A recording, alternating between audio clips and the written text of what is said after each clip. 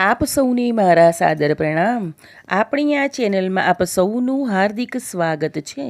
આજે વાત કરીશું પોષ માસની પૂર્ણિમા અંગેની. આમ તો વર્ષની 12 પૂનમ હોય છે અને તેમાંય જો અધિક માસ આવે તો એક વધારાની, એમ કુલ કરીને 13 પૂનમ હોય છે.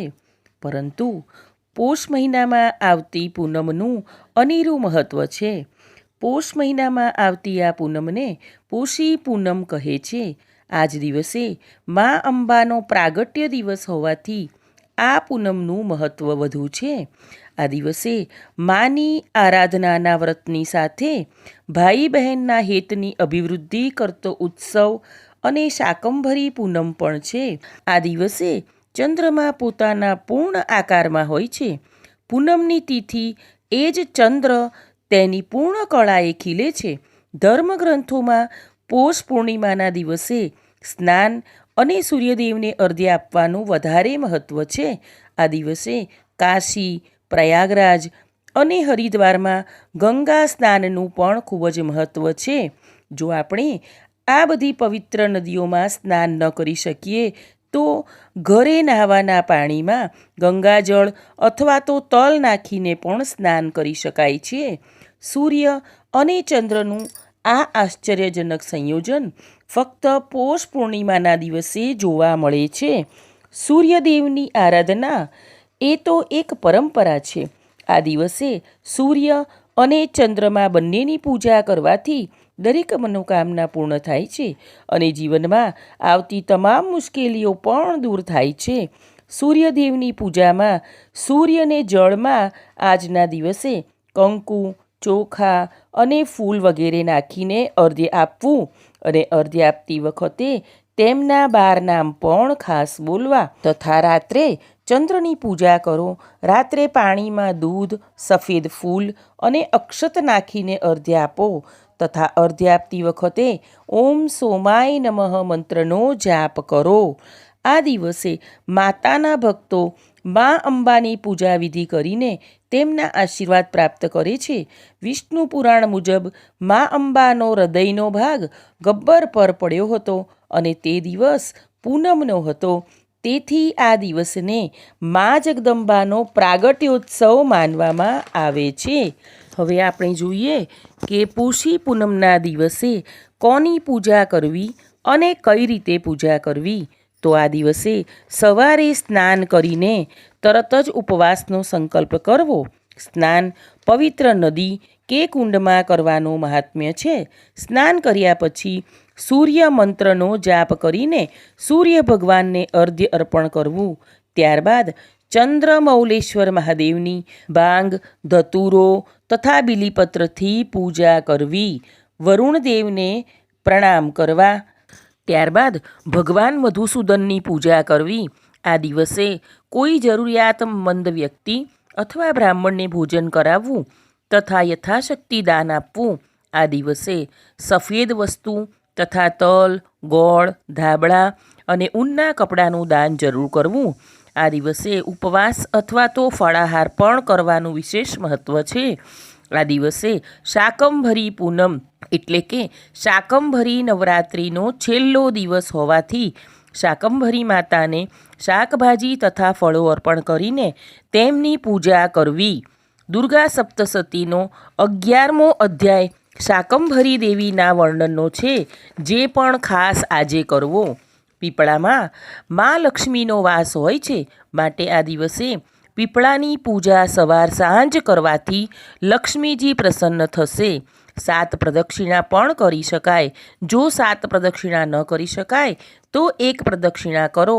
આ દિવસે સત્યનારાયણની પૂજા અને કથા પણ કરવામાં આવે છે. ઘણા લોકો દર પૂનમને દિવસે સત્યનારાયણનું વ્રત કરીને કથા પૂજા કરીને વ્રત કરે છે. વ્રત ન કરો અને ફક્ત કથા સાંભળો તો પણ લાભ મળે છે. હવે આપણે સાંભળીશું માતાજીના પ્રાગટ્ય અંગેની 2 કથાઓ જે ખૂબ પ્રચલિત છે. પહેલી પ્રચલિત કથા મુજબ ભાગવત પુરાણ મુજબ રાજા દક્ષે બૃહસ્પતિષ્ક નામના યજ્ઞમાં ભગવાન શિવને આમંત્રણ આપ્યું નહોતું, તેમ છતાં સતી પાર્વતી પિતાના ઘરે ગયા. તે વખતે દક્ષે શિવજી વિશે અપમાનજનક શબ્દો ઉચ્ચારતા પાર્વતી યજ્ઞકુંડમાં કૂદી પડ્યા. શિવજીએ પાર્વતીના દેહને ખભા પર મૂકી તાંડવ નૃત્ય કર્યું. શિવના ક્રોધથી સમગ્ર સૃષ્ટિ ભયભીત થતાં ભગવાન વિષ્ણુએ ચક્ર વડે સતીના દેહના ટુકડા કર્યા. તે વખતે જ્યાં જ્યાં સતીના દેહના ટુકડા પડ્યા તે દરેક સ્થાનો શક્તિપીઠ તરીકે ઓળખાયા. સતીના હૃદયનો હિસ્સો જ્યાં પડ્યો તે સ્થાન અંબાજી શક્તિપીઠ તરીકે ઓળખાયું. બીજી કથા અનુસાર એકવાર ભયંકર દુષ્કાળ પડ્યો ત્યારે ભક્તોએ મા આદ્યશક્તિની પ્રાર્થના કરી અને તે માએ સાંભળી ભક્તો પર કૃપા વરસાવી અને ચારે બાજુ લીલોતરી શાકભાજી છવાઈ ગઈ. આ સમયથી માતાજીનું નામ શાકંભરી પડ્યું. આ દિવસે અંબાજી મંદિરમાં શાકોત્સવ ઉજવાય છે, જેમાં વિવિધ શાકભાજી, ફળો તથા પકવાન ધરાવાય છે. તેથી આ પૂનમને શાકંભરી પૂનમ પણ કહેવામાં આવે છે. પોષી પૂનમના દિવસે અંબાજીમાં ઉજવણી થાય છે. તે જ રીતે ખેડામાં આવેલા સંતરામ મંદિરમાં બોર ઉછાળવાની પરંપરા છે. તેથી આ પૂનમને બોર પૂનમ તરીકે ઉજવવામાં આવે છે. જો બાળક બોલતું ન હોય તો અહીં બોર ઉછાળવાની માનતા રાખવામાં આવે છે. જ્યારે બાળક બોલતું થાય ત્યારે પોષી પૂનમના દિવસે અહીં લાખો ભક્તો બોર ઉછાળીને માનતા પૂરી કરે છે. હવે આપણે સાંભળીશું પોષી પૂનમના દિવસે ઉજવાતો ભાઈ બહેનનો હેતભર્યો ઉત્સવ. પોષી પોષી પૂનમડીને અગાશીએ રાંધ્યા અન્ન, ભાઈની બેન રમે કે જમે. જે પણ ભાઈએ તેની બહેન પાસેથી આ જોડકણું સાંભળ્યું છે તે ખૂબ નસીબદાર છે. અને જેટલી પણ બહેનોએ એમના ભાઈ માટે આખો દિવસ ઉપવાસ કરીને એના માટે સુખ, તંદુરસ્તી અને મંગલ જીવનની પ્રાર્થના કરી છે, એ તમામ બહેનોને આજે પોષી પૂનમની ખૂબ ખૂબ શુભેચ્છાઓ. વર્ષમાં 2 વાર પૂનમ આવે છે, જે ભાઈ અને બહેનના પ્રેમનું પ્રતીક માનવામાં આવે છે. એક શ્રાવણી પૂનમ એટલે કે રક્ષાબંધન અને બીજી પોષ માસની પૂનમ.